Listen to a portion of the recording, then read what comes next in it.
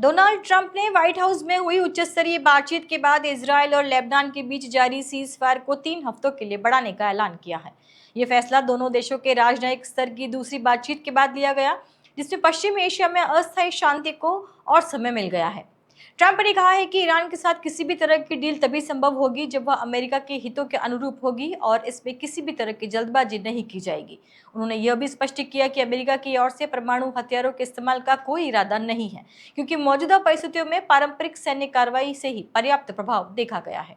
उन्होंने संकेत दिया कि जल्द ही इजरायल के प्रधानमंत्री और लेबनान के राष्ट्रपति को व्हाइट हाउस में आमंत्रित किया जाएगा, ताकि क्षेत्रीय स्थिरता पर आगे बातचीत की जा सके। पिछले 24 घंटे में वैश्विक स्तर पर कई अहम घटनाएं सामने आई हैं, जिनमें अमेरिका द्वारा हॉर्मुज क्षेत्र में संदिग्ध गतिविधियों पर सख्त आदेश, भारत द्वारा अपने नागरिकों को ईरान यात्रा से बचने की सलाह और ईरान द्वारा पहली बार हॉर्मुज स्ट्रेट में जहाजों से टोल वसूली शामिल है। इसके अलावा जर्मनी में ईरान के निर्वासित क्राउन प्रिंस पर हमले की घटना और अमेरिकी सीनेट द्वारा ट्रंप की युद्ध शक्तियों को सीमित करने वाला प्रस्ताव का लगातार खारिज होना भी चर्चा में है।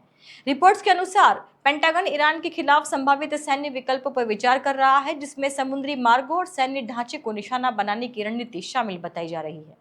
हालांकि आधिकारिक तौर पर इसकी पुष्टि नहीं की गई है, लेकिन इसे क्षेत्रीय तनाव के संकेत के रूप में देखा जा रहा है।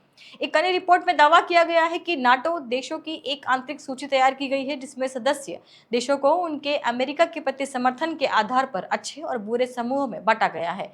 इस सूची में पोलैंड और रोमानिया को सकारात्मक श्रेणी में रखा गया है, जबकि कई अन्य देशों को लेकर असंतोष जताया गया है। हालांकि व्हाइट हाउस ने इस रिपोर्ट पर कोई आधिकारिक पुष्टि नहीं की है।